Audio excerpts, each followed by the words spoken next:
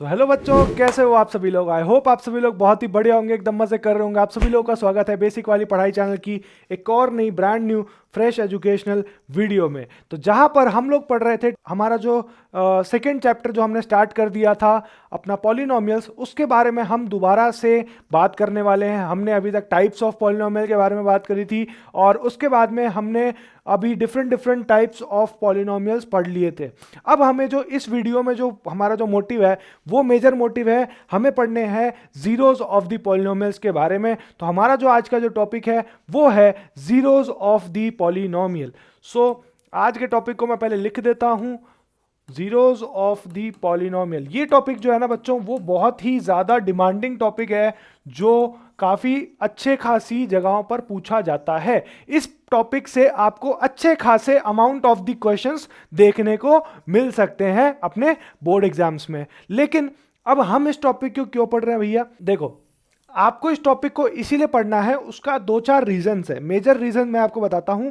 आपको इस टॉपिक को इसीलिए पढ़ना है सो डैट कि आप लोग जो है वो पॉलिनोमियल्स के, जैसे कि मान के चलिए एक एक्सप्रेशन लिखा हुआ है x square plus 2x plus 0 equal to 0। ये एक एक्सप्रेशन लिखा हुआ है, आपको इसकी वैल्यू फाइंड करनी है, यानी कि x की वैल्यू क्या होगी आपको ये फाइंड करनी है। सो x क्या होता है? x is the zero of the polynomial, zero of polynomial.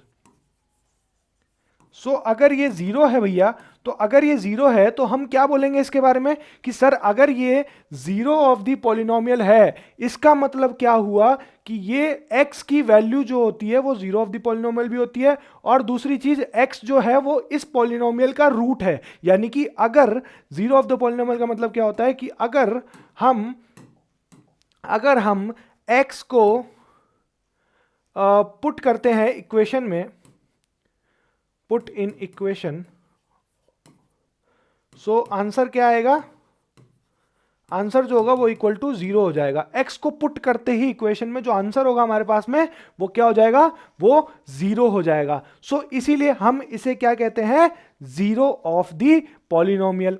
अब देखो, एक फायदा और है जो मैं आपको बताता हूं, वो पॉलिनोमियल से रिलेटेड नहीं है डेफिनेटली, वो इस बोर्ड से रिलेटेड है कि इस बोर्ड के मतलब जितने भी आपको नोट्स हैं वो आपको मिल जाएंगे टेलीग्राम चैनल पर। जैसे ही ये लेक्चर अपलोड होगा उसके जस्ट बाद आपके लिए नोट्स अपलोड कर दिए जाएंगे टेलीग्राम चैनल पर। तो टेलीग्राम चैनल को भी फटाफट से ज्वाइन कर लो, नोट्स मिल जाएंगे आपको हाथों हाथ, कोई इसमें टेंशन वाली बात नहीं होगी। नेक्स्ट बढ़ते हैं अपन जीरोज ऑफ द पॉलिनोमियल की तरफ कि जीरोज ऑफ द पॉलिनोमियल क्या क्या होते हैं, कैसे उसे फाइंड करा जाता है, सर क्या क्या उसका क्राइटेरिया होता है फाइंड करने का, ये सब चीजें फाइंड करते हैं। अब हमें जो एक टॉपिक जो पढ़ना है, जो बहुत ज्यादा यूज आता है जो टॉपिक, वो क्या है? वो टॉपिक का नाम है relationship between zeros and coefficients. ये टॉपिक है जो हमारे पास में बहुत ज़्यादा डिमांडिंग टॉपिक है, और इस टॉपिक से भी अच्छे खासे क्वेश्चंस आने की प्रोबेबिलिटी रहती है। तो इस टॉपिक के बारे में आपको समझाता हूं मैं। उससे पहले हमको बात करनी पड़ेगी कि सर जीरोज और कोफिशिएंट्स क्या होते हैं। तो ये चीज़ मैंने आई थिंक आपको लास्ट क्लास में बताई होगी, और अगर कोई बच्चा नया है उसने लास्ट क्लास नहीं देखी है, और अगर देखना है तो देख लेना, आई बटन में दे रहा होगा लिंक। और अगर नहीं देखी है तो कोई इशू नहीं है भाई, हम आपको अभी के अभी बताते हैं कि जीरोज तो मैंने भी बता दिया क्या होता है। जीरोज बेसिकली जो आपका वेरिएबल होता है उसकी वैल्यू फाइंड करनी होती है। अगर वो 2 डिग्री का वेरिएबल है, यानी कि क्वाड्रेटिक इक्वेशन है डिग्री के अकॉर्डिंग, तो उसमें 2 जीरोज आएंगे। अगर वो क्यूबिक इक्वेशन है तो उसमें 3 जीरोज आएंगे। अगर वो लीनियर इक्वेशन है तो उसमें कितने जीरोज आएंगे? उसमें 1 जीरो आएगा। ठीक है, दैट्स इट, इतना है। अब कोफिशिएंट्स की बात अगर कर लें तो कोफिशिएंट्स क्या होते हैं? कोफिशिएंट्स बेसिकली, कोफिशिएंट को समझने से पहले 3-4 टर्म्स, मतलब 3-4 जो है वो मेजर चीजें समझनी पड़ती है। पहली चीज तो है वो है टर्म क्या होती है किसी भी इक्वेशन की या किसी भी एक्सप्रेशन की। तो अभी जो हमने एग्जांपल लिया था 2x square plus x plus 0 equal to 0, तो ये बेसिकली इस जीरो की जगह मैं चाह रहा हूँ कि मुझे इस जीरो की जगह मुझे एक टर्म मिल जाए, यानी कि 8 मिल जाए यहाँ पर। ठीक है, तो मैंने जीरो की जगह को एक नंबर पुट कर लिया सो डैट कि समझाने में आसानी रहती है यार इन सब चीज़ों से। तो बेसिकली क्या है, ये जो 2x स्क्वायर है ना, ये पूरा जो पार्ट है, अब देखो मैं अलग अलग कलर्स यूज़ करता हूँ इसमें सो डैट कि आपको समझ में आए अच्छे से। तो ये जो पूरा जो पार्ट है ना, ये पूरा पार्ट क्या है, इक्वेशन, ठीक है। अब जब ये इक्वेशन है तो ये जो पार्ट है, इक्वेशन में भी 3 पार्ट्स है, ठीक है। ये जो पार्ट है यानी कि 2x² जो है, इसको हम कहते हैं एक टर्म, ये एक टर्म होती है। और 2x² में अगर आपके पास में 2 जो है और x² जो है, ठीक है, इन दोनों को हम अब अगर स्प्लिट करते हैं तो x² क्या होता है, x² होता है वेरिएबल, ठीक है। और जो आपके पास में 2 होता है वो होता है कोफिशिएंट, ठीक है। अब देखो कोफिशिएंट हो गया, वेरिएबल हो गया। अब बात करते हैं अपन नेक्स्ट चीज की, जो कि है अपने पास में क्या, जो कि है अब सर अगर हम वेरिएबल को भी स्प्लिट अप करेंगे तो वेरिएबल में भी 2 चीजें हैं। पहला तो है सर नॉर्मल वेरिएबल जो होता है, और ये दूसरा एक पावर है। सो बेसिकली ये क्या हो गया, ये एक पावर हो गया, इसे हम पावर ही बोलते हैं, ठीक है। ये पावर होगी, यानी कि ये डिफाइन करता है कि वेरिएबल पर कितनी पावर है, कितने टाइम्स उस वेरिएबल पर पावर है, यानी कि उसका स्क्वायर है या क्यूब है या कुछ भी है चीज, तो वो ये चीज डिफाइन करता है, ठीक है। तो ये बेसिक जो चीजें हैं इस इक्वेशन में ये थी, सेम अकॉर्डिंग टू इसके अकॉर्डिंग है, मैंने इसमें स्प्लिट अप कर दिया सारी चीजें, कोफिशिएंट, टर्म, वेरिएबल, पावर, ये सारी चीजें आपको समझ आ गई, कोई दिक्कत नहीं है भाई। मैं काम करता हूं, मैं इसको नहीं मिटाऊंगा क्योंकि आप लोगों को जरूरत पड़ती है, अगर कुछ बच्चों को दिक्कत आ रही है तो मैं उनके लिए रखना चाह रहा हूं यहां पर, ठीक है। अब देखो टर्म हो गई, कोफिशिएंट हो गया, बात खत्म, ठीक है। कोफिशिएंट हमने समझ लिया, यहां पर इसकी थ्योरी खत्म। अब हमें समझना है relationship between zeros and coefficient क्या होता है। तो सबसे इंपॉर्टेंट चीज, जो क्वाड्रेटिक इक्वेशन जो होती है, क्वाड्रेटिक एक्सप्रेशन जो होती है, उसका स्टैंडर्ड फॉर्मेट क्या होता है वो मैं आपको बताता हूं। स्टैंडर्ड फॉर्मेट क्या होता है, स्टैंडर्ड फॉर्म वो होती है भैया अपने पास में ax का स्क्वायर प्लस का bx प्लस का c इक्वल टू 0, ठीक है। तो ये आपके पास में आपकी क्वाड्रेटिक एक्सप्रेशन की स्टैंडर्ड फॉर्म होती है। अब स्टैंडर्ड फॉर्म के अकॉर्डिंग, ठीक है, स्टैंडर्ड फॉर्म के अकॉर्डिंग ये तो डिफरेंट टर्म्स हो गई, यानी कि ax square plus bx plus c, तो ये तो पूरी इक्वेशन है इक्वल टू 0। लेकिन बट ये इंडिविजुअल तो टर्म्स है डेफिनेटली। तो अगर ये टर्म्स है इंडिविजुअल तो फिर हमें इसमें क्या करना पड़ेगा, हमें इसमें 2-4 चीजें और ऐड करनी पड़ेगी, यानी कि हमें जो है क्वाड्रेटिक एक्सप्रेशन के बारे में और ज्यादा इलेबोरेट करना पड़ेगा। यानी कि कैसे हम इलेबोरेट करेंगे बताइए, जैसे कि हमें फाइंड करना है, अब जैसे मैं एक एग्जाम्पल लेके चलता हूं, क्योंकि हमें बेसिकली 2 चीजें फाइंड करनी पड़ती है क्वाड्रेटिक में। पहली चीज तो है वो है सम ऑफ जीरोज, ठीक है, सम ऑफ जीरोज, एंड दूसरी जो है वो है product of zeros, product of zeros, ठीक है। ये 2 चीजें हमें फाइंड करनी पड़ती है इस क्वाड्रेटिक इक्वेशन या एक्सप्रेशन में। तो अब चलते हैं भैया उसकी तरफ कि सम ऑफ जीरोज और अपन कैसे फाइंड कर सकते हैं। तो मैं एक एग्जांपल ले रहा हूं। एग्जांपल में मैं क्या कर रहा हूं, मैं उस इक्वेशन को एग्जांपल के तरीके से सॉल्व करने की कोशिश करूंगा। और उस इक्वेशन में तो मैंने एक एग्जांपल यहां पर लेना है। अब मैं इस एग्जांपल को लेके क्या कर रहा हूं कि मान लीजिए मैंने 3x का स्क्वायर प्लस का 4x प्लस का 5 इक्वल टू 0, मैंने ये एक एग्जाम्पल ले लिया, ठीक है। अब इस एग्जाम्पल को लेके मैं क्या करना चाह रहा हूं, इस एग्जाम्पल को लेके मैं फाइंड करना चाह रहा हूं कि इसमें जीरोस कौन कौन से हैं। सपोज हमारे पास में इसमें 2 जीरोस आते हैं इस पूरी इक्वेशन में। सो 2 जीरोस कौन कौन से, एक हुआ अल्फा, एक हुआ बीटा, मैंने ये मान लिया। जनरली जब आप जाओगे या आप मैथमेटिक्स में भी पढ़ोगे तो आपके टीचर्स भी यही आपको सिखाएंगे कि सर अल्फा बीटा होता है इसके जीरोस। बट यहां पर बात क्या आई, यहां पर देखो बात क्या आई, यहां पर हमने अल्फा बीटा अज्यूम तो कर लिया, लेकिन अब अजम्पशन से काम नहीं चलेगा। यहां पर हमको जीरोस को फाइंड करना पड़ेगा। So how to find the zeros, सबसे इंपॉर्टेंट चीज क्या है, उसके 3-4 मैंने तरीके बताए थे आपको। 9th क्लास में हम लोगों ने तरीके पढ़े थे। सर कौन सा होता है, कंप्लीटिंग द स्क्वायर मेथड होता है, फैक्टराइजेशन मेथड होता है, फिर क्वाड्रेटिक फॉर्मूला होता है, सबसे निकलती है सारी चीजें। बट अभी मैं क्या यूज करूंगा, मेरे को देखो आसानी से दिख रहा है कि मैं अगर मिडल टर्म स्प्लिट से काम कर दूंगा तो मेरा काम इजीली हो जाएगा। तो मिडल टर्म स्प्लिट करते हैं। मिडल टर्म स्प्लिट करते आंसर क्या है, 3x स्क्वायर प्लस का ये 15x स्क्वायर हो गया। 15x से स्प्लिट करके कितना आएगा, ये 3 और 5। सो मेरे हिसाब से एक सेकेंड, हम क्वेश्चन थोड़ा सा चेंज कर देते हैं। अगर हमने क्वेश्चन थोड़ा सा चेंज किया सो मेरे अकॉर्डिंग काम हो जाना चाहिए। मुझे जो एक्सप्रेशन है ना, अभी मेरा माथा फोड़ी का मन नहीं है यार, इस चक्कर में मैं क्या है जो एक्सप्रेशन है उसको एज इट इज़ यूज़ करना चाह रहा हूँ। 15x हो गया तो 3 और 5, ठीक है, डन डन डन। सो हमने 3 और 5 में स्प्लिट करा। सो हमारे पास में वैल्यू क्या आई, 3x माइनस सॉरी ये हो गया वैल्यू यहाँ पर माइनस का 3x प्लस का 5x प्लस का 5 इक्वल टू 0। ठीक है, ये आपके पास में वैल्यू आई। तो यहाँ पर आपने क्या किया, यहाँ पर आपने 3x को कॉमन निकाला यानी x माइनस 1, और प्लस अगर आपने इसमें से कॉमन निकाला तो यहाँ पर 5 आपने कॉमन निकाला तो x माइनस 1 इक्वल टू 0। ये आपके पास में वैल्यू आई। सो आपके पास में मेजर वैल्यू क्या आई, x माइनस 1 और 3x प्लस 5 इक्वल टू 0। ये आपके पास में आ गया वैल्यू। सो x की वैल्यू यहाँ पर क्या आएगी, x की वैल्यू सर 1 एंड माइनस का 5/3। ये आपके पास में आपकी x की वैल्यू आ गई, यानी कि आपके मेजर जीरोज आ गए। अब अगर ये जीरोज आ गए तो फिर आपको अब क्या करना है, आपको इन जीरोज के अकॉर्डिंग पहली तो इनका क्या निकालना है, पहला तो इनका निकालना है कि आपको ये सम क्या निकलेगा, सम ऑफ जीरोज। तो सबसे पहले चीज तो आपको सम ऑफ जीरोज निकालना है। तो सम ऑफ जीरोज निकालने बैठो भैया, 1 प्लस माइनस 5/3। सो हमने सम निकाला। तो एक सेकेंड में यहाँ लिख लेता हूँ इसको, सो डैट कि अपने पास जगह मिले अच्छी खासी, क्योंकि प्रोडक्ट भी निकालना है ना अभी। सो प्रोडक्ट भी निकालेंगे। तो सम ऑफ जीरोज में क्या आया, 1 माइनस का 5/3। अगर मैंने इसको एलसीएम लिया तो मेरे पास में क्या होगा, 3 माइनस 5 यानी कि माइनस का 2/5। ये मेरे पास में सम ऑफ जीरो हुआ। ठीक है, अगर मैं देख पा रहा हूं तो मुझे माइनस का 2/5 किसके अकॉर्डिंग लग रहा है, सर मुझे एग्जैक्टली लग तो रहा है कुछ ऐसा सही, सॉरी 2/5 नहीं है, ये 2/3 है।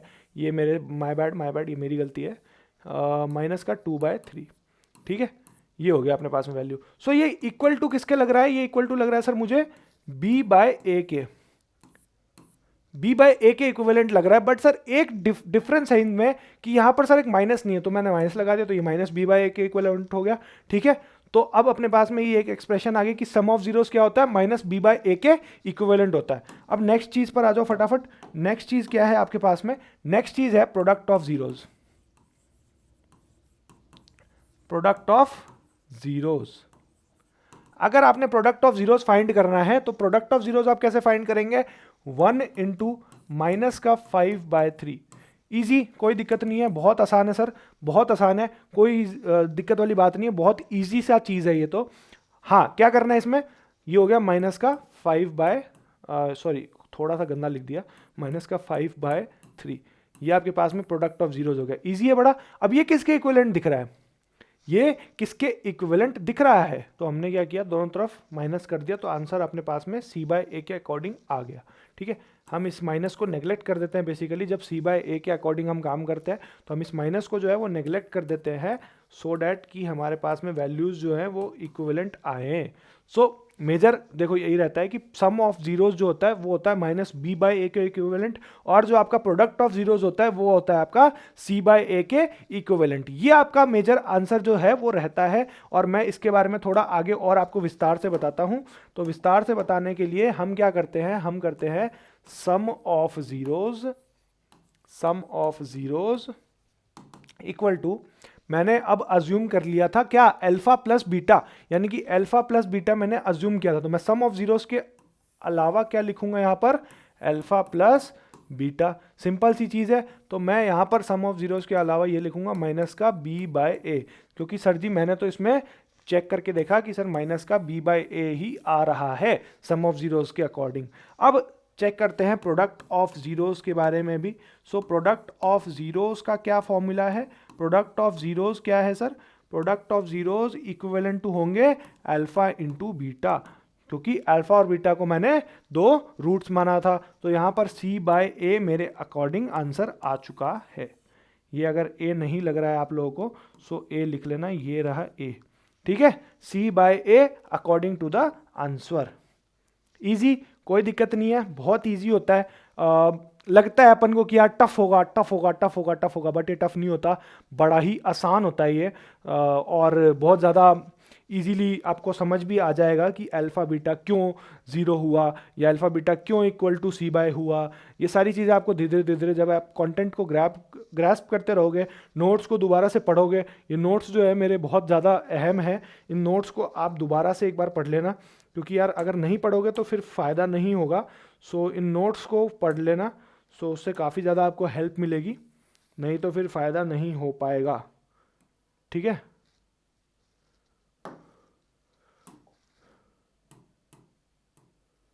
सो इन नोट्स को पढ़ लेना, वरना आपको फ़ायदा नहीं हो पाएगा। इन नोट्स के बिना अगर आपको दिक्कत आएगी तो फिर मुझे मत बताना कि भैया दिक्कत आ रही है, इसलिए मैं नोट्स प्रोवाइड कर रहा हूँ, ठीक है। चलिए अब आपके पास में ये क्वेश्चन आ चुका है अगला कि भैया आ जाओ, हम लोगों को बताओ कि जो find the zeros x square plus 7x plus 10, वो 108 नहीं है भाई, 10 है वो, क्योंकि एंड है, ध्यान रखना ये बात का, वो एंड है भाई, एंड है, एंड है। सो आप लोगों को लग रहा होगा ये 10 है एंड वो वेरीफाई है, ठीक है। सो ये मैं एक बार एक्सप्रेशन दोबारा लिख देता हूँ। ये क्वेश्चन है, आप लोगों को सॉल्व नहीं करना है, आप लोगों को बस देखना है। आप लोगों के लिए सॉल्व करने के लिए एक्सरसाइज 2.1 में बहुत सारे क्वेश्चंस पड़े हैं। सो आप लोगों को उतनी ज़्यादा मेहनत नहीं करनी, आप लोगों को सिर्फ और सिर्फ उन क्वेश्चंस को देखना है और ढंग से उसको सॉल्व करने की कोशिश करनी है। बाकी मैं आपको बताता हूँ कि इस क्वेश्चन में आपको क्या करना है, कैसे करना है। सो सबसे इंपॉर्टेंट चीज़ क्या है, आपको इक्वेशन हमेशा इस कोई भी क्वेश्चन हो उसकी इक्वेशन लिख लीजिए सबसे पहले, और इक्वल टू 0 होता है, क्योंकि जब आपको जीरोस फाइंड करने होते हैं सो डेफिनेटली वो जीरोस होता है। सो इसके दो रूट्स निकलेंगे definitely, alpha and beta. So alpha and beta upon को निकालना है, तो सबसे इंपॉर्टेंट चीज़ हमको क्या करनी पड़ेगी, हम सोच रहे हैं सर मिडल टर्म स्प्लिट करके हमारा काम हो जाएगा। सो मिडल टर्म स्प्लिट करने पे वैल्यूज़ क्या आई, देखो ये 10x हो गया, यानी 2 × 5 यानी कि 2x प्लस 5x प्लस का 10x इक्वल टू 0, ठीक है, इजी, कोई दिक्कत नहीं। x को मैंने कॉमन निकाला, x प्लस 2 प्लस 5 को मैंने कॉमन निकाला, x प्लस 2, सेम, कोई इशू नहीं। x plus 2 x plus 5 equal to 0, ये आपके पास में वैल्यू आ गई। अब देखिए x की वैल्यू क्या आई, -2 एंड -5, ये आपके पास में एक सेकेंड, ये आपके पास में जो है वो x की वैल्यू आ गई। अब देखो कितना इजी था, कितना इजी था निकालना, कोई दिक्कत नहीं, मिनटों का काम होता है, मिनटों का, एकदम चुटकियों का काम होता है ना, वो होता है चुटकियों का काम। नेक्स्ट पेज पे आ जाओ। अब अपन को फाइंड करना है relationship. So how can we find the relationship between the zeros of, मतलब between the zeros. So alpha plus beta, alpha अब हमें पता है कितना है भैया अल्फा, अल्फा सर हमारे पास में है -2 और -5। सो -2 और -5 है, तो इसका मतलब -2 प्लस -5 यहाँ पर रख देते हैं, और ये हो गया -2 -5 इक्वल टू -7। सो अल्फा क्या वैल्यू क्या हुआ, ये हो गया, ठीक है। अल्फा इंटू बीटा क्या हुआ, ये आपके पास में हुआ -2 और इंटू -5, यानी कि प्लस का 10 हो गया, ठीक है। अब आप लोग बोलोगे कि सर हमने तो रिलेशनशिप वेरीफाई नहीं किया, आपने तो डायरेक्टली फाइंड कर दिया अल्फा बीटा का वैल्यू। अरे रुको यार, सब्र कर लो, थोड़ा सा सब्र कर लो भाई, अभी तुम्हारे सामने फाइंड कर रहा हूँ भाई, अल्फा बीटा का भी वैल्यू फाइंड करूंगा, अभी उसका भी रिलेशन निकालूंगा बहुत जल्द, अभी टेंशन मत लो, सब्र करो थोड़ा सा, ठीक है। तो अब देखो रिलेशन कैसे निकलेगा। रिलेशन निकालने के लिए मुझे ये बात पता है कि अल्फा बीटा की वैल्यू क्या होती है, -b/a। सो मेरी इक्वेशन के अकॉर्डिंग क्या है, b/a यानी कि 7/1, ठीक है, 7/1 है इक्वेशन के अकॉर्डिंग, और आंसर क्या है -7, तो -7/1 यानी कि ये हो गया -7 इक्वल टू -7, यानी रिलेशनशिप तो ये वेरीफाइड हो गया, ठीक है। अगर ये वेरीफाई हो गया तो ये इसको भी हम करके देखते हैं। सो अल्फा इंटू बीटा क्या हुआ, अल्फा इंटू बीटा होता है c/a। सो c/a के अकॉर्डिंग हमारे पास में वैल्यू क्या है अल्फा इंटू बीटा की, 10, और c हमारा क्या है, c हमारा सर 10 है और a की वैल्यू तो 1 है ही, तो यानी कि 10/1, जो कि हमारे पास में वैल्यू क्या होती है 10 इक्वल टू 10, हैंस वेरीफाइड।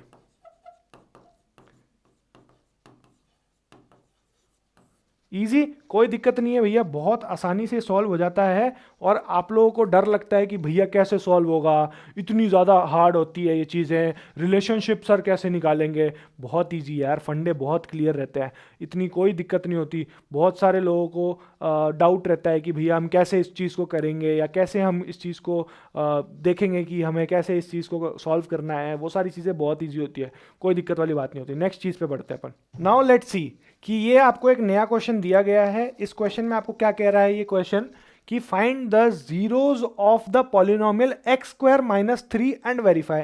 अब आप लोग बोलोगे भैया ये ऐसा पॉलिनोमियल कैसे दे दिया हम लोगों को, सर x² - 3 मुझे तो समझ नहीं आया कि इस पॉलिनोमियल का मैं क्या करूंगा। सो इस पॉलिनोमियल का बहुत ही सिंपल है भाई। अगर किसी बच्चे को नहीं समझ आया है तो मैं उसको बताता हूं कि क्या है इस पॉलिनोमियल का मतलब। इस पॉलिनोमियल का मतलब क्या है, एक्स स्क्वायर, ये आपके पास में आपको पता था।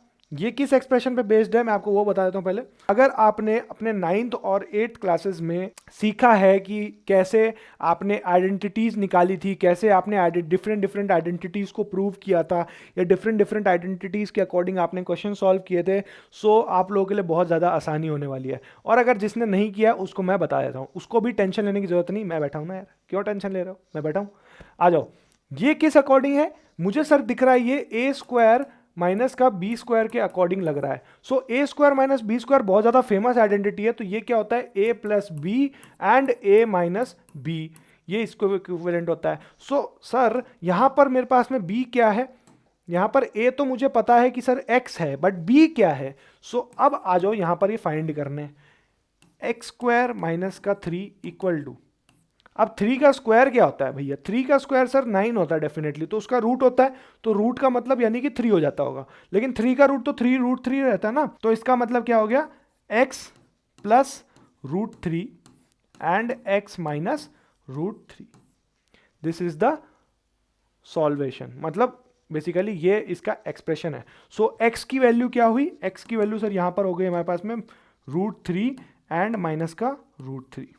ये दो वैल्यूज हमारे पास में x की आ गई। सिंपल से, बहुत सिंपल है यार, कोई दिक्कत नहीं है। कभी कभार ऐसे पॉलिनोमियल्स भी आएंगे आपके पास में जो बहुत ज़्यादा आसान होंगे, लेकिन आप लोगों को लग रहा होगा कि भैया इतना मुश्किल है, इतना टफ है, नहीं हो पाएगा, ये सब चीज़ें। अरे ये दिमाग में से हटाओ यार, ये सब वहम होते हैं बहुत ज़्यादा। अब देखो इसको वेरीफाई करते हैं फटाफट अपन। पहले सम निकालते हैं। यहाँ पर मैं अब बहुत ज़्यादा अच्छी तरीके से सम निकालूंगा। सम निकालने के लिए मैं क्या कर रहा हूँ, सम निकालने के लिए मैंने क्या किया, √3 प्लस माइनस का √3, यानी कि √3 माइनस √3 इक्वल टू 0। ठीक है, प्रोडक्ट, अब प्रोडक्ट निकाल लेते हैं। प्रोडक्ट हमारे सामने क्या आएगा, प्रोडक्ट हमने निकाला। प्रोडक्ट के लिए हमारे पास में वैल्यू क्या है, √3 इंटू का माइनस √3, तो इसका मतलब मेरे पास में वैल्यू क्या हुई, ये माइनस का 3 हो गया सर। ठीक है, तो प्रोडक्ट अपने पास में क्या है, माइनस का 3, और सम क्या है अपने पास में, प्लस का 3। सो अगर प्रोडक्ट और ये दोनों माइनस प्लस के 3 आ गए, तो इसका मतलब अपने पास में अल्फा प्लस बीटा की जो वैल्यू है वो माइनस का b/a होती है। सो अल्फा और बीटा की जो हमारे पास में वैल्यू है वो क्या आई है, वो आई है सर 0 इक्वल टू माइनस का b। अब यहां पर देखो इस एक्सप्रेशन में आप लोग बोलोगे कि सर हमारे पास में तो b 0 कैसे हम लेके आए, लेकिन आपने एक चीज गौर करी होगी कि जब भी एक एक्सप्रेशन लिखी जाती है, क्वाड्रेटिक एक्सप्रेशन लिखी जाती है, उसमें जो फॉर्मेट होता है ना, वो फॉर्मेट क्या होता है, ax² plus bx plus c, ये आपके पास में फॉर्मेट होता है। तो वो जो फॉर्मेट होता है ना वो उसके अकॉर्डिंग होता है। बट यहां पर मेरे को एक चीज दिख रही है सर, यहां पर ax² की टर्म है, c की टर्म है, बट b की टर्म सर मिसिंग है। तो अगर bx की टर्म मिसिंग है तो इसका मतलब डेफिनेटली b तो नहीं है यहाँ पर। तो b अपने पास में माइनस माइनस पुट करने से कोई फायदा नहीं है, यहाँ पर 0/a। अगर हमने a कर भी दिया तो उससे कोई फायदा नहीं होगा, क्योंकि कोई डिफरेंस नहीं मेक होने वाला है, यहाँ पर 0 ही रहेगा। सो ये तो रिलेशनशिप वेरीफाई हो गया। और alpha into beta equal to c/a होता है। अगर c/a होता है तो ये अपने पास में माइनस का 3 है। सो इक्वल टू c क्या है, c की वैल्यू विद साइन उठाना होता है, माइनस का a और ये 1, तो माइनस का 3 इक्वल टू माइनस का 3, यानी कि ये वेरीफाइड है। ठीक है, इतना सिंपल हो जाता है यार क्वेश्चंस को जब आप सॉल्व करते हैं, डिफरेंट डिफरेंट कैटेगरीज के हिसाब से सॉल्व करते हैं, बहुत ज़्यादा इजी हो जाता है, कोई इतनी दिक्कत नहीं होती। ठीक है, तो मेरे हिसाब से किसी को भी कोई इश्यूज और कोई डाउट्स नहीं होंगे इस चीज़ में। अगर किसी को कोई डाउट्स है, कोई इश्यूज हैं, कोई भी चीज़ आपको क्लियर नहीं हो रही है, तो मेरे को अभी के अभी बता दो भाई फटाफट, सो डैट कि मैं इन सब चीज़ों को भी क्लियर आउट करूँ आप लोगों के लिए। चलिए, अब आपके पास में आज की क्लास का लास्ट क्वेश्चन है, और ये इस चैप्टर का लास्ट क्वेश्चन भी है, क्योंकि इसके बाद ये जो चैप्टर है पॉलिनोमियल्स अपना खत्म है, और मैथ्स में इसके अलावा पॉलिनोमियल्स में कुछ नहीं पूछा जाएगा, ये मैं आपको बता देता हूँ। ठीक है, तो सॉल्यूशन करते हैं इसका फटाफट से। सॉल्यूशन करने के लिए हमें क्या करना पड़ेगा, हमें क्या दिया हुआ है, verify that -3, -1 and -1/3 are zeros of polynomial px equal to 3x³ minus का 5x² माइनस का 11x माइनस का 3 एंड वेरीफाई। तो वेरीफाई का मतलब यहाँ पर क्या है, यहाँ पर आपको रिलेशनशिप वेरीफाई करना है जीरोस के और कोफिशिएंट्स के बीच का। तो सबसे इंपॉर्टेंट चीज मैंने क्या कहा था, मैंने कहा था हमेशा कि पॉलिनोमियल लिख लीजिए कीजिए आप हमेशा -5x² -11x -3। ठीक है, सो ये आपके पास में पॉलिनोमियल आ गया आपका। अब इस पॉलिनोमियल को आपको क्या करना है, इस पॉलिनोमियल में आपको एक चीज करनी है जो मैं आपको बता देता हूं। इस पॉलिनोमियल में आपको फाइंड करना है ए बी सी डी, इन चारों की वैल्यूज आपको फाइंड करनी है। फाइंड कैसे करोगे मैं आपको बता देता हूं, डिफरेंट पेन से हम मार्किंग करते हैं इन सब चीजों की। सो ए की जो वैल्यू है वो क्या है, ए जो है सर वो 3 है, 3 ये रहा। बी की जो वैल्यू है वो क्या है, -5 है, ये रहा -5। सी क्या है हमारे पास में, -11 है। डी क्या है हमारे पास में, -3 है। सो ये विद साइन आई हैं सारी चीजें। सो आप लोगों को कोई दिक्कत नहीं होगी। अब आप लोग पूछोगे सर आप में से ए सी डी ये सब क्यों लिखवा रहे हो, अब भी देखो पता लगेगा, सारी चीजों का पता लगेगा। ये हम लोग इसीलिए कर रहे हैं सो डैट कि हम लोग रिलेशनशिप कर पाए। अब ध्यान रखना, इसमें आपके पास में 3 जीरोज है, अल्फा बीटा एंड गामा भी है भैया, एक गामा भी है। सो आपको इसमें डबल श्योरिटी रखनी पड़ेगी कि आप क्या कर रहे हो इस क्वेश्चन के साथ। ठीक है, अब आ जाओ क्वेश्चन पे चलते हैं। क्वेश्चन पे क्या करना है हम लोगों को, इसको मैंने अलग से एक बॉक्स में पैक कर दिया है, अलग से साइड में मैंने पैक कर दिया है। इसको मैं बाद में छेड़ूंगा, पहले मैं अपना इसमें ध्यान देता हूं कि मेरे को क्या भी करना है। सो हमें सबसे पहले वेरीफाई करना है -3 -1 और -1/3 को कि वो जीरोज है या नहीं। सो आ जाइए, p -3 हम करके देखते हैं। सो p -3 की वैल्यू क्या है, 3 इंटू -3 का क्यूब -5 इंटू -3 का स्क्वायर -11 -3 ठीक है, ये आपके पास में वैल्यू हो गई। अब P3 की वैल्यू देखो क्या है, P -3 की वैल्यू 3 इंटू -27। उसका रीजन क्या है, 3 का क्यूब क्या होता है, 3 का क्यूब होता है आपके पास में क्या, 3 का क्यूब होता है आपके पास में 27। लेकिन आपको माइनस क्यों आया, क्योंकि जब भी कभी भी आप किसी भी ऑड पावर को पावर में रखेंगे, यानी कि कभी भी ऑड पावर रहेगी ना किसी भी नंबर पर, तो अगर वो नंबर नेगेटिव है तो उसका जो आंसर आएगा वो भी एक नेगेटिव में ही आएगा। ठीक है, ये आपको ध्यान रखनी है। उसका रीजन क्या मैं आपको बता भी देता हूं। अगर मैंने -3 इंटू -3 इंटू -3 किया तो ये दोनों तो मिला के क्या बना देंगे, ये दोनों मिला के पॉजिटिव बना देंगे। लेकिन अब ये तो बेचारा अकेला नेगेटिव हो गया ना, तो जब पॉजिटिव और नेगेटिव भिड़ेंगे तो पॉजिटिव इंटू नेगेटिव होगा तो आंसर जो होगा वो नेगेटिव में ही आएगा। ये भी चीज आप लोगों को मैंने समझा रखी है पहली क्लासेस में, अगर किसी ने नहीं देखा देख लेना, बाकी मैं अभी भी समझा रहा हूं। ठीक है, मैं देखो यार टाइम टू टाइम समझाने का दिमाग में रखता हूँ सो डैट कि आप लोगों को दिक्कत ना हो। अब आ जाइए, अब ये पावर जो है वो अपनी इसमें है, जो अपनी पावर है ये स्क्वायर में, आई मीन इवन नंबर है। सो इवन नंबर है तो यहाँ पर प्लस आएगा, प्लस का 9 और माइनस का 11 माइनस का 3 और माइनस का 3। अब जल्दी से चलते हैं हम लोग इन पावर्स को फटाफट से सब्ट्रैक्ट करने। ठीक है, सब्ट्रैक्ट करने आई मीन मल्टीप्लाई करने। सो मल्टीप्लाई जो मैं करना चाह रहा हूँ मैं यहाँ करता हूँ, क्योंकि जो रिलेशनशिप है वो नेक्स्ट पेज में मैं प्रूव करूँगा। सो मल्टीप्लाई करने के लिए ये देखो, अगर मैंने 3 को दोबारा से मल्टीप्लाई किया यानी 3 7 21 और ये 3 2 6 यानी कि कितना हो गया, तो देखिए यहाँ पर फटाफट क्या हो गया इसका वैल्यू, इसका वैल्यू हो गया माइनस का 81 माइनस 45, सॉरी 49 लिख दिया मैंने गलती से, माइनस का 45 है बच्चों, माइनस का 45 और ये भी माइनस। देखो अब माइनस माइनस यहाँ क्या हो रहा है, यहाँ पे प्लस हो रहा है। सो ये प्लस हो गया 33 और ये बाहर तो माइनस का 3 है ही। सो अब इसकी वैल्यू क्या आ गई, इसकी वैल्यू देखो फटाफट क्या आई।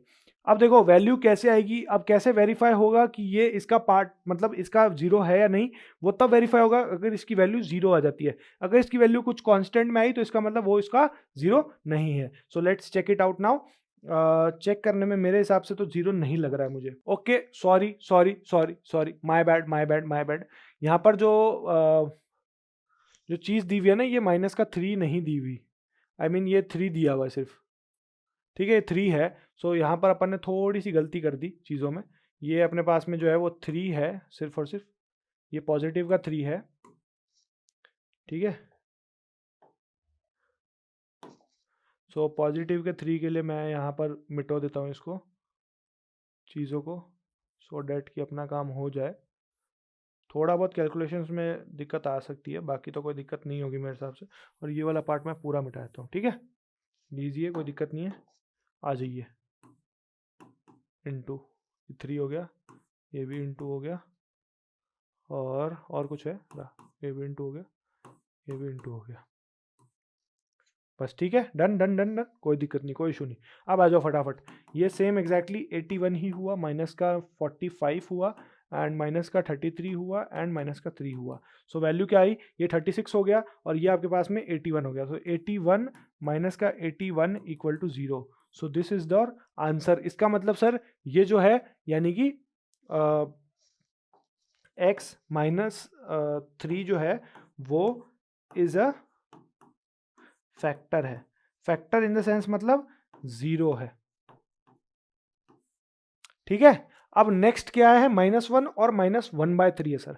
तो -1 और -1/3 के लिए मैं क्या करूंगा, मैं नेक्स्ट जो है वो चीज पर बढ़ूंगा, -1 और -1/3 के लिए। सो p -1 के लिए, अब p -1 के लिए मुझे सबसे पहले पॉलिनोमियल देखना पड़ेगा। तो पॉलिनोमियल क्या है, 3x का cube minus 5x square minus 11x minus 3। यानी कि पहले मैं पॉलिनोमियल ही लिख लेता हूँ सो डैट कि इस पेज पे भी मेरे को समझ आ जाए क्या है क्या नहीं। सो 3x का क्यूब माइनस का 5x स्क्वायर माइनस का 5x स्क्वायर माइनस का 11x माइनस का 3, ये पूरा पॉलिनोमियल है हमारे पास में। अब हमें चेक करना है दो जीरोस पर, माइनस और माइनस, -1 और -1/3 पर। ठीक है, बहुत ईजी है, कोई दिक्कत नहीं है। सो इसके लिए मैं क्या करना चाह रहा हूँ, बहुत ईजी है, कोई दिक्कत नहीं है, इसके लिए बहुत आराम से अपन कर सकते हैं काम। सो ठीक है, -1 और -1/3 के लिए सेम एग्जैक्टली हम ऐसे ही करेंगे। इसमें हमें क्या करना है, बस उल्टा थोड़ा कर देना है। इसमें हमें चीज़ें सेम रखनी है। -1 इक्वल टू -3 -1 का क्यूब -5 इंटू -1 का स्क्वायर -11 इंटू -1 -3। ठीक है, ये आपके पास में हुई वैल्यू। और 3 इंटू -1 -5 इंटू 1 -11 इंटू -1 -3। ठीक है, ये हो गया माइनस का 3 -5 प्लस का, ये दोनों माइनस माइनस प्लस हो गए, 11 -3। सो आंसर क्या आया आपके पास में, ये आया 8 और 3। 8 और 3 कितना हो, माइनस का 11, यानी माइनस का 11 plus 11 equal to 0। So this is your answer. So इसका मतलब ये भी एक फैक्टर है, यानी कि x माइनस x प्लस 1 जो है वो भी इक्वल टू 0 है, जो कि इसका फैक्टर है। ठीक है, सो अब आ जाइए नेक्स्ट पर, p -1/3 1/3 है ना, एक बार करेक्शन मैं कर लेता हूँ। ठीक है, परफेक्ट, -1/3 है। सो -1/3 के लिए हम लोग क्या कर रहे हैं फिर दोबारा, फिर सेम चीज़ करनी है हमें। -1/3 के लिए इस बार क्यूब करना है, -5 इंटू -1/3 का स्क्वायर, 3 है भाई, 3 है, 3। सो -11 और माइनस का 1/3 -3। ठीक है, इजी, कोई दिक्कत नहीं। अब आ जाइए फटाफट, ये 3 हो गया। अब देखो बहुत सारे बच्चे क्या करेंगे, यहाँ से यहाँ काट देंगे, बट ये नहीं करना होता यार। ये चीज़ अगर करोगे ना तो वाट लग जाएगी तुम लोगों की, क्योंकि ये चीज़ अगर करोगे सीबीएसई में तो सीबीएसई वाले नंबर पूरे काटेंगे। क्योंकि ये देखो ब्रैकेट है, तो ब्रैकेट क्या होता है, बॉड मास अगर किसी ने पढ़ा है बॉड मास, सो बॉड मास के बारे में हमने क्या बताया था, बॉड मास में सबसे पहला चीज़ क्या आता है, ब्रैकेट। सो ब्रैकेट्स जो होते हैं वो सबसे पहले सॉल्व होते हैं। ब्रैकेट्स किस ऑर्डर में सॉल्व होते हैं, पहले आई मीन सबसे लेट जो है वो ये वाला ब्रैकेट सॉल्व होता है, क्लोज्ड ब्रैकेट जिसको हम कहते हैं क्लोज्ड ब्रैकेट, फिर ये करली ब्रेसेस, फिर ये छोटे वाले ओपन ब्रैकेट, और फिर उसके बाद में करली ब्रेसेस। तो सबसे पहले फर्स्ट प्रायोरिटी इसको दी जाती है, फिर सेकंड इसको, फिर थर्ड इसको। सो ऐसे चलता है प्रायोरिटी वाइज ब्रैकेट्स। तो ब्रैकेट में ये सबसे पहले सॉल्व होगा डेफिनेटली, क्योंकि इस पे पावर है। तो पावर को हमें सॉल्व करने के लिए क्या करना पड़ेगा, पावर को हमें सॉल्व करने के लिए क्या करना पड़ेगा, देखो जल्दी फटाफट। पावर को हमें सॉल्व करने के लिए माइनस का 1 बाय ये हो गया 27।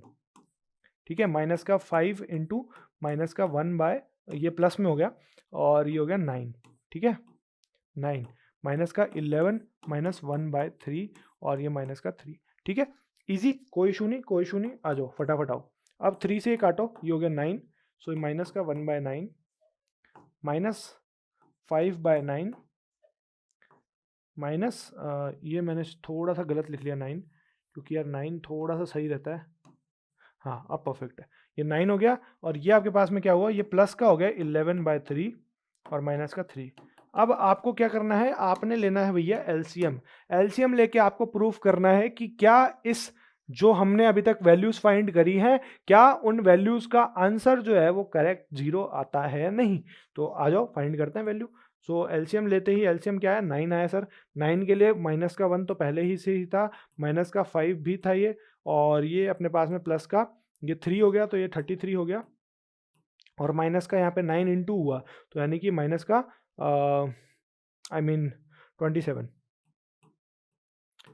सो 27 हो गया। तो ये आपके पास में कितना हुआ, देखो ये आपके पास में कितना हुआ, ये हुआ माइनस का 32 और ये 133। तो ये माइनस का 33 प्लस का 33/9। तो इसका मतलब जो आंसर आया वो अपने पास में कितना है, 0। सो इसका मतलब जो ये अपने पास में माइनस का 1/3 है, ये भी एक 0 है इसका। तो यानी जो टोटल कंफर्म 0 हुए वो कितने हुए, जो जीरोज हुए, अल्फा हुआ अपने पास में वैल्यू कितनी, अल्फा की वैल्यू देखो पिछले पेज पर देखो, अल्फा की वैल्यू कितनी थी, 3, यानी तीनों जीरोज वेरीफाइड है। बीटा की जो वैल्यू है वो हुई माइनस का 1 और गामा की जो वैल्यू है वो है माइनस का 1/3। ईजी है, कोई दिक्कत नहीं है। नेक्स्ट पेज पर आ जाओ फटाफट। अब क्या करना है, अब हमें जो इनके रिलेशनशिप्स हैं, जो इनके जीरोज के, अब जो हमने जीरोज तो फाइंड कर लिए हैं कि क्या ये जीरोज होंगे या नहीं होंगे, ये तो हमने फाइंड कर लिया, बट अब हमें फाइंड करना है इनके रिलेशंस। सो रिलेशंस फाइंड करने के लिए हमें क्या करना पड़ेगा, रिलेशंस के लिए हम लोगों को alpha plus beta plus gamma करना पड़ेगा। हम लोगों ने अभी तक alpha plus beta plus gamma की चीजें नहीं पढ़ी है। सो alpha plus beta plus gamma क्या होता है, माइनस का b/a होता है, कोई इसमें दो राय नहीं है। सो आ जाओ फटाफट चेक करते हैं। अल्फा क्या है, अल्फा है अपने पास में 3 प्लस बीटा जो है वो है अपने पास में माइनस का 1 और गामा जो है अपने पास में वो भी है माइनस का 1/3। सो ये कुछ ऐसा आएगा। और माइनस का b/3 क्या है, एक सेकंड, मेरे पास में क्वेश्चन है, मैं दोबारा पलटूंगा नहीं। तो 5x² था, तो यानी कि 5 अपॉन, और ये हो गया a जो वैल्यू हुआ वो a की वैल्यू 3, ठीक है, 5/3।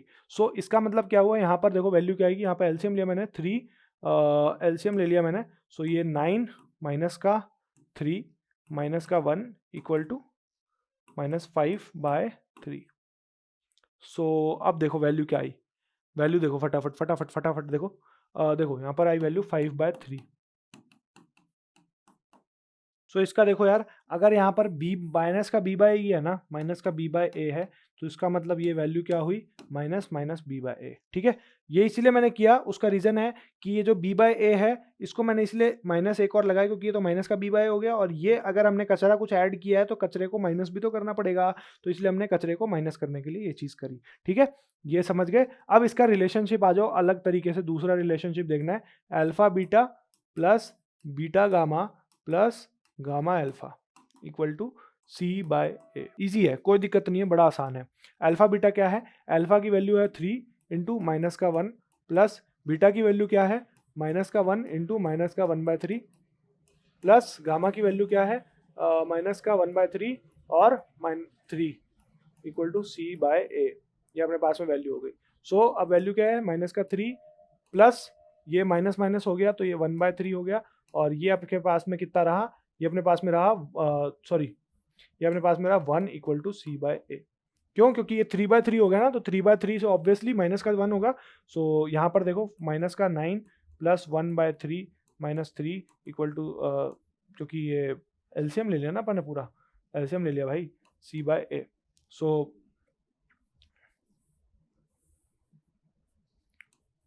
एलसीएम ले लिया तो ये माइनस का 9 प्लस 1, एलसीएम पूरा सॉल्व करना पड़ेगा ना, तो ये माइनस का 12 प्लस 1/3 इक्वल टू c/a, यानी कि ये आपके पास में वैल्यू कितनी आ गई, ये आ गई माइनस का 11/3 इक्वल टू c/a। सो अब आपको लग रहा है कि माइनस का 11 तो डेफिनेटली था सर, कहाँ था, ये देखो, ये रही टर्म माइनस का 11, ये देखो ये रहा, यानी c वाली जो टर्म थी वो c माइनस का 11 ही था, और जो ये थी ये a की टर्म थी, तो ये a की टर्म हो गई, ठीक है, कोई इशू नहीं। अब लास्ट वाला जो पार्ट है वो अपन फटाफट सॉल्व करते हैं, वो भी बहुत इजी है, कोई दिक्कत नहीं है उसको सॉल्व करने में।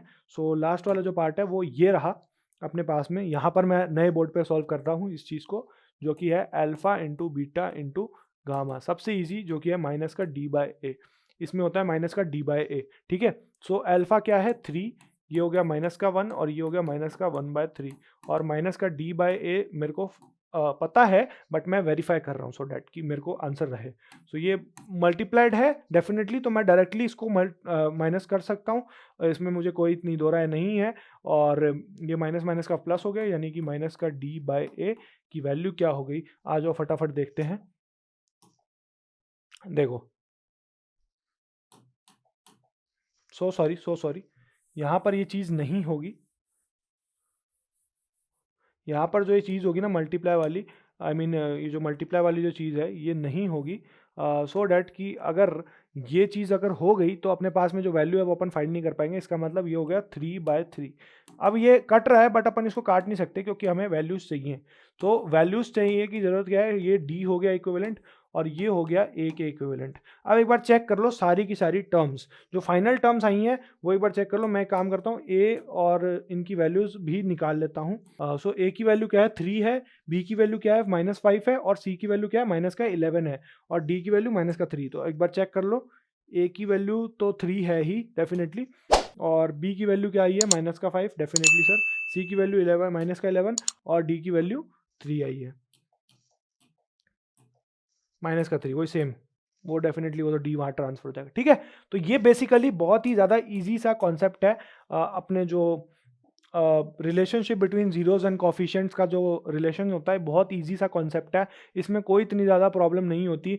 बाकी पता नहीं मेरे को क्यों नहीं लगता बच्चों को इतनी ज़्यादा प्रॉब्लम्स क्यों आती है, मुझे समझ नहीं आ रहा। लेकिन आई होप अगर आप लोग मुझसे पढ़े हो तो डेफिनेटली आप लोगों को ये प्रॉब्लम्स नहीं आएंगी। और इस चैप्टर के नोट्स जैसे ही ये जो है ये चैप्टर आपको जैसे ही लाइव हो जाता है, यानी कि जैसे ही इसकी वीडियो अपलोड हो जाती है चैनल पर, आपको हाथों हाथ हमारे इंस्टाग्राम हैंडल पर एक नोटिफिकेशन आ जाएगा, या हम आपको टेलीग्राम चैनल पर आप डायरेक्टली ज्वाइन कर लीजिए, मैं वहाँ पर डायरेक्टली ये नोट्स शेयर कर दूंगा विदाउट एनी डिले। ठीक है, सो आई होप आपको इस वीडियो में बहुत ज़्यादा मज़ा आया होगा। ये वीडियो अच्छी लगी है, कुछ नया ट्राई करने की कोशिश करी है।